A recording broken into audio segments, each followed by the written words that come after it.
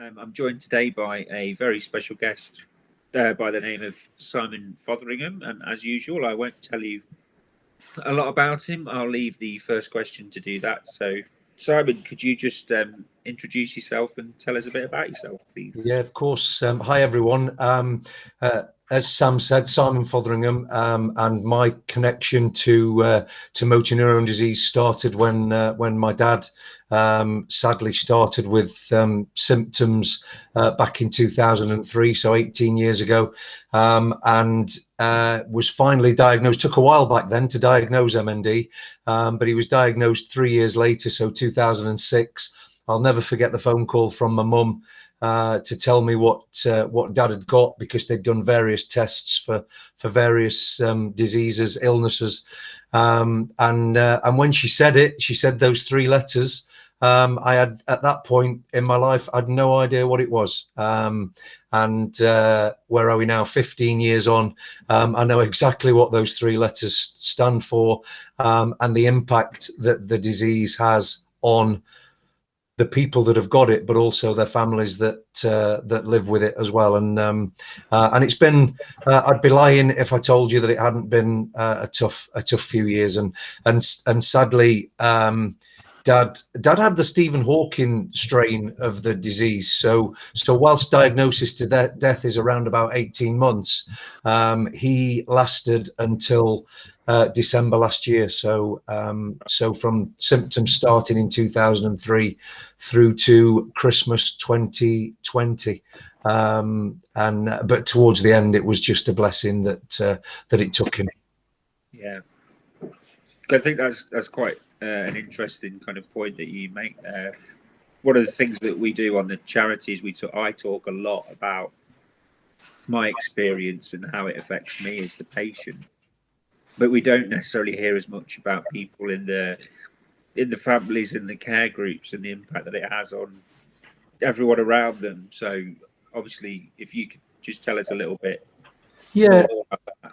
Yeah, it's massive, and you know, I mean, please, Sam, don't take anything that I'm about to say the wrong way, because the person that actually has to live with the disease is by far and away the one most affected, and that is, you know, it's a disease that I've learned so much about over the last 15, 16 years that you know, you wouldn't wish it on your worst enemy. And to see that man go from being a healthy 65-year-old, which is what he was when he contracted the disease, to dying at 82, and being down to, I don't know what his final weight was, but it was about 7 stone, and he literally was bones, just nothing but bones, and at the end he couldn't do anything for himself, and the impact that had on Mum, who became his full-time carer, and you know, the change of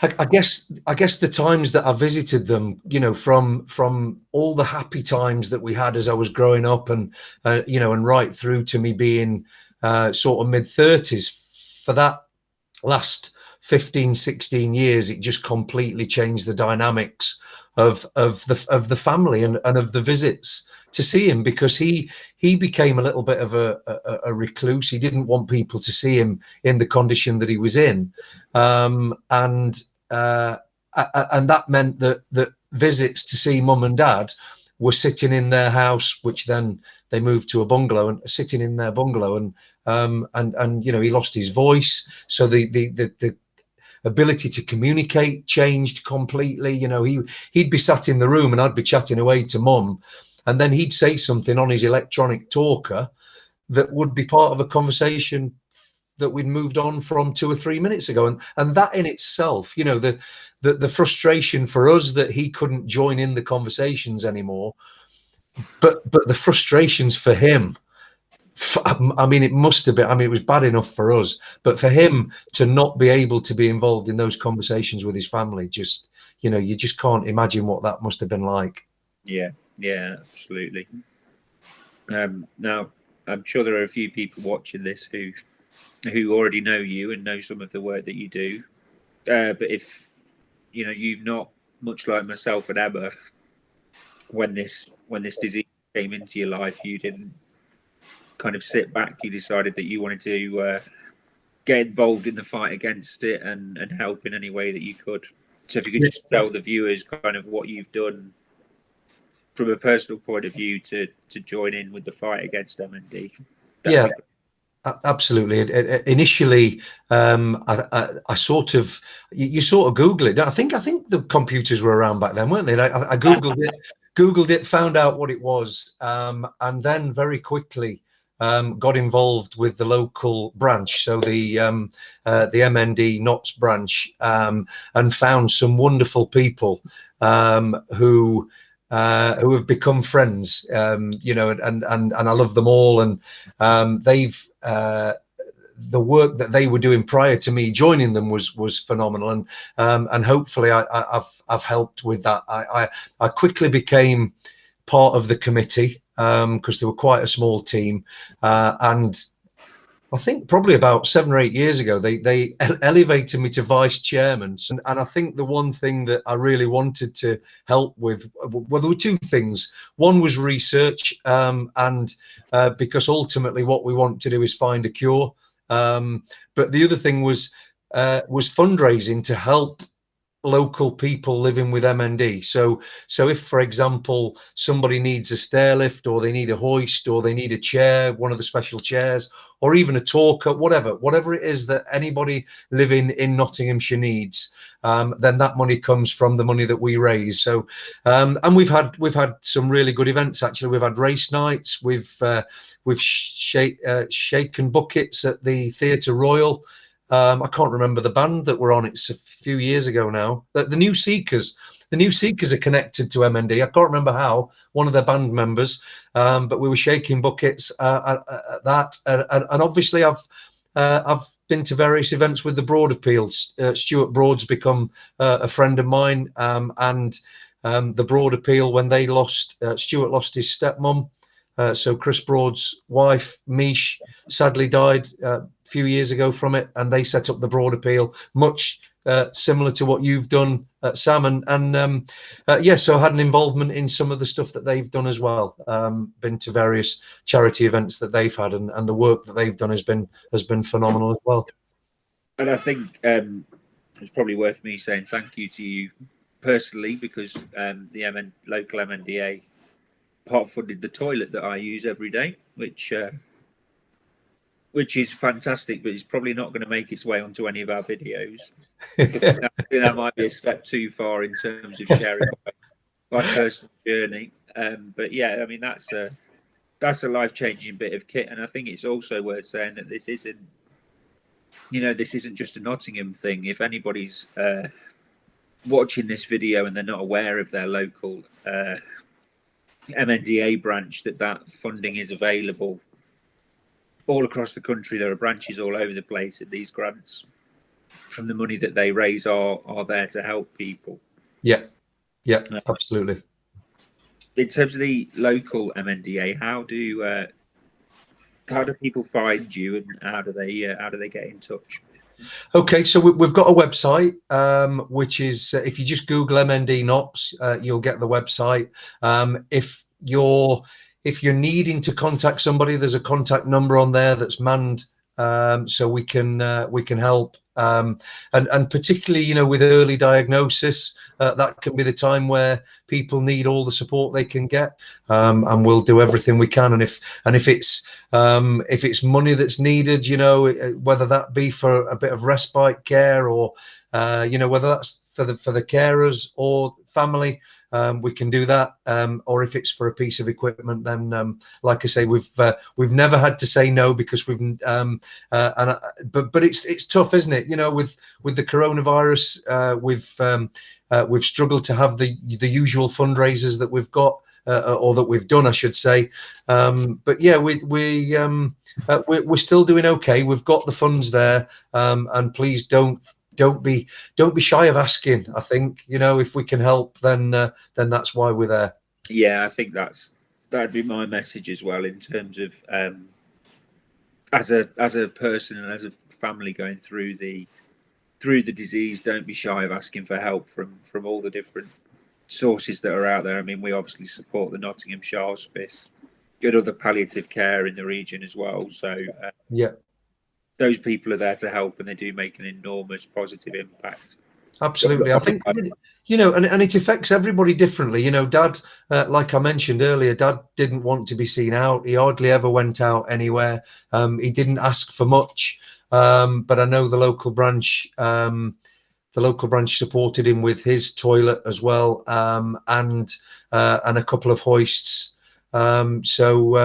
So yeah, and these things that, like you said about your toilet, you know, these things are life changing. Yeah. You know, you can keep your dignity by going to the toilet, and that for me is you know, and I know it was massive for Dad as well, that you can go to the toilet, you can close that door, and you can have that time to sort it out on your own, sort of thing. So so yeah, you know, and the hoists were valuable to him as well, to get him out of this chair and into his bed. And so yeah, we're there to support anything at all that we can do to help. We will do our best. I don't know whether people know this or not, but the MNDA Association was actually founded in Nottinghamshire, so we are very proud that we were the first ones. And I know you said a few minutes ago that it's one of the best in the country, and you know, there's some fantastic people that work that are on the committee, and two were actually there when it was founded all those years ago. So really.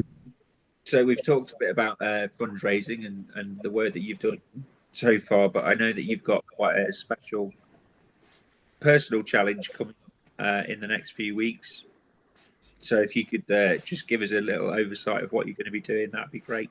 I have, yeah. So during lockdown, I started doing quite a bit of running, and a friend of mine who lives down in London did a challenge about a year ago during lockdown, actually, and he decided that he was going to run a mile every hour on the hour for 24 hours, and he asked me if I wanted to do it with him a year ago, and I said, do you know what?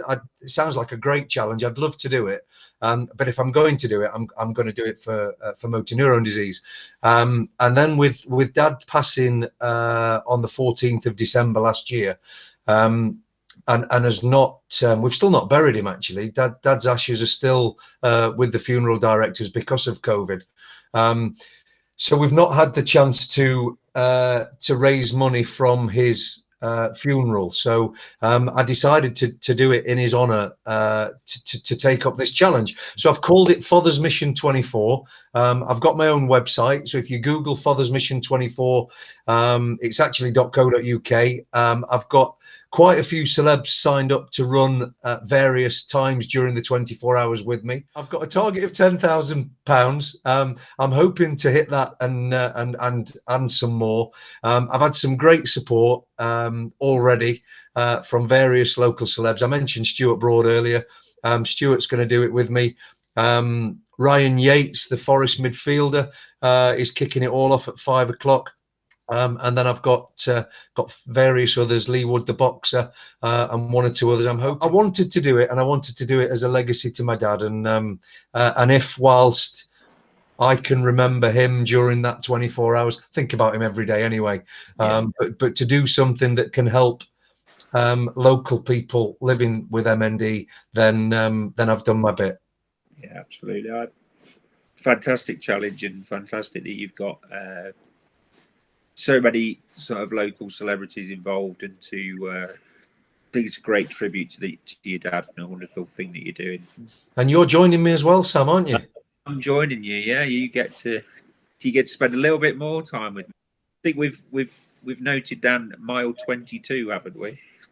It is mile 22. Yeah, so you might be pushing me. I might be sat on your knee come that point. I can be in my electric chair next to you if you need me to.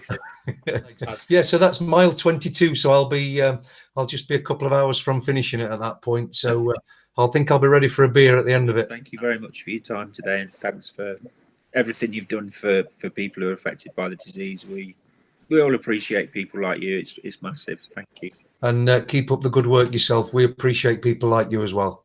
Cheers, mate.